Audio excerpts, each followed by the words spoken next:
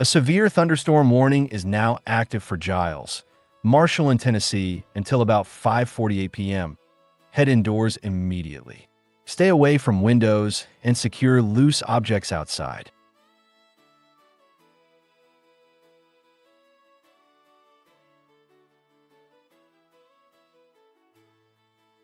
Severe thunderstorms with large hail are moving southeast across Franklin County, impacting Russellville, Phil Campbell, and nearby areas.